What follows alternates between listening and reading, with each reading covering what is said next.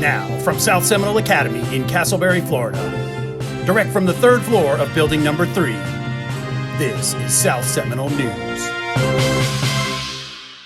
Hello everybody, welcome to another episode of South Seminole News. My name is Mr. Miles and welcome to the Friday show. Today we're going to be speaking to Richie again to talk about the NFL draft, which happened last night, the first round. He's going to give us his opinions on some of those picks. Also, we've got some videos from some of my students who want to have a couple of special messages sent out there to some of their teachers. But before we begin, I've got a message here from Miss Reed about the Seminole County Farm Bureau Youth Speech Contest. Now, if you need to register for this, the registration has been extended to May 6th by 5 p.m. The topic is, what are 3 major challenges that you feel Florida agriculture is facing? Your videos need to be submitted by May 8th at 6 p.m. But once again, you need to register first. The information is down below here on the screen on where you need to do that. You can also go to our Instagram page and also the school's Facebook page for some of that info. And now at this time, we're going to look at some of the videos from some of our students from this week. I was happy, but now I'm really sad. I'm really missing my friends. I'm doing things I've never done before. I would like to thank you, Mr. Miles, for teaching me Photoshop and letting me try it. Hi, Mr. Miles. Here's 2 things I've been doing during quarantine. I have been baking and finding new recipes. Another thing that I've been doing is making these cool video transition photo edit things.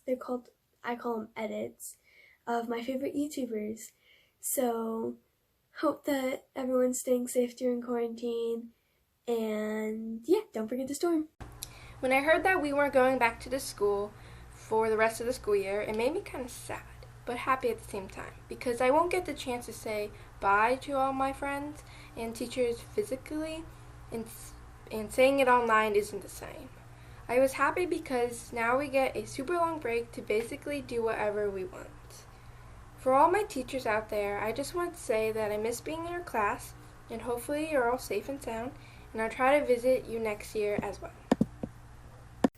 Hi guys, I'm Keely Brown, and my thoughts on not going back to school are that I was kind of expecting it, but I'm sad I'm not going to be able to get to see my friends or teachers again until like 8th grade, but I'll live.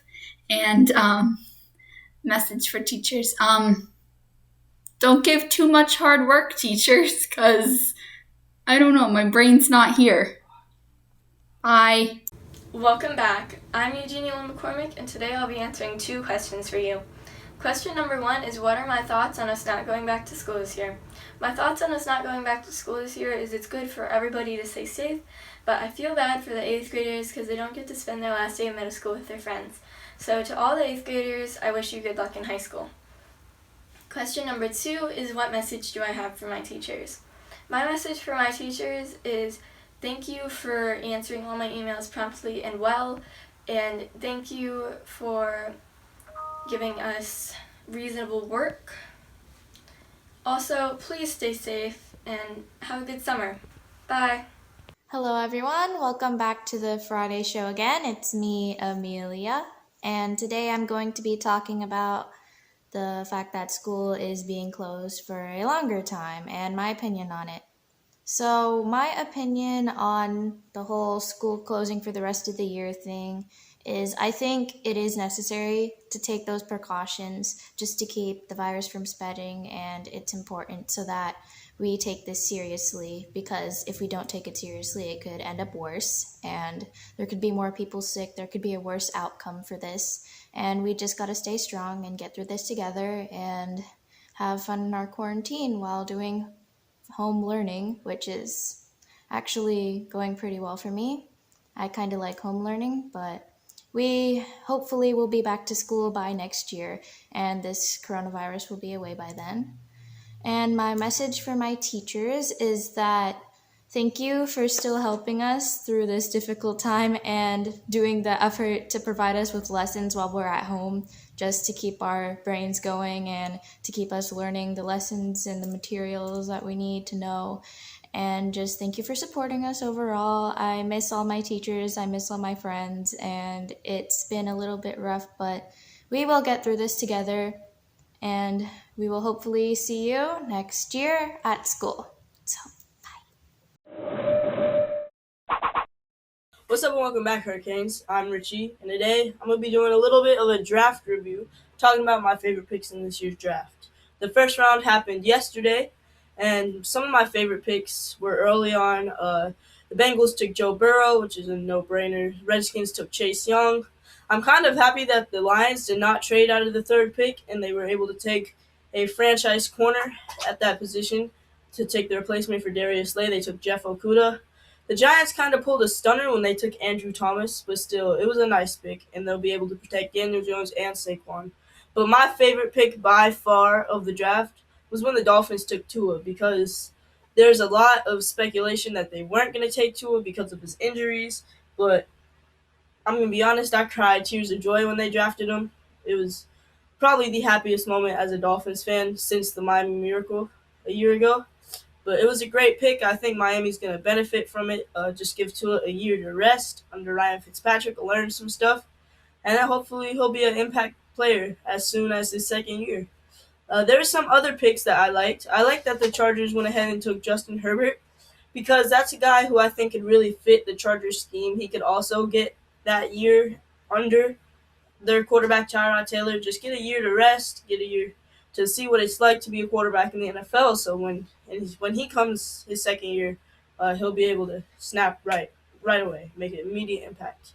A move that I liked was when the Cleveland Browns took Tristan Wirfs. He kind of fell to them at 11, and I'm kind of surprised that he was there because the Jets, I forgot where the Browns picked. The Browns picked at 10. So it kind of surprised me when they didn't take Mekhi Becton, so he went number 11. It was a smart pick, but watching Mekhi Becton's highlights, I think the Jets got a real steal out of him. He's such a big man, and he can just push somebody down wherever he wants. And one of the best offensive linemen in the draft.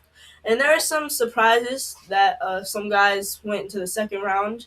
There are guys like DeAndre Swift, who I think is the best running back in the draft. Xavier McKinney, Grant Delpit, AJ Epineza, so many great guys are now in the second round, and there are so many teams that pick in the second round. And let me tell you a pick that really surprised me a lot in this draft. One that surprised me the most was when the Green Bay Packers traded up with the Dolphins. So the Dolphins gave 26th pick overall to the Packers for number 30, and the Packers took quarterback Jordan Love.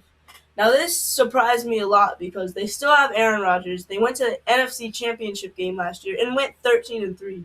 So to take a quarterback would be kind of shocking here. But then again, you have to think the Packers did the same thing when they drafted Aaron Rodgers because Brett Favre was the starting quarterback for Green Bay.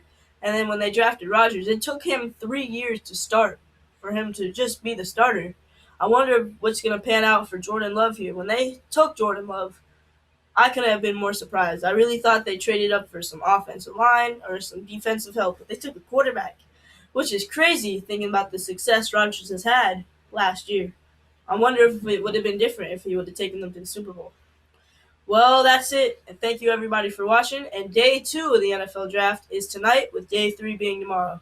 All right, thank you everybody. See you soon, South Seminole. Thanks again, everybody, for watching. Don't forget, if you want to send me a video to put up on the news here, the link down below has got my email address. Send the video to me on my email, or try and send it to me in a Google Doc. That's all for now. Have a great weekend, and don't forget to storm!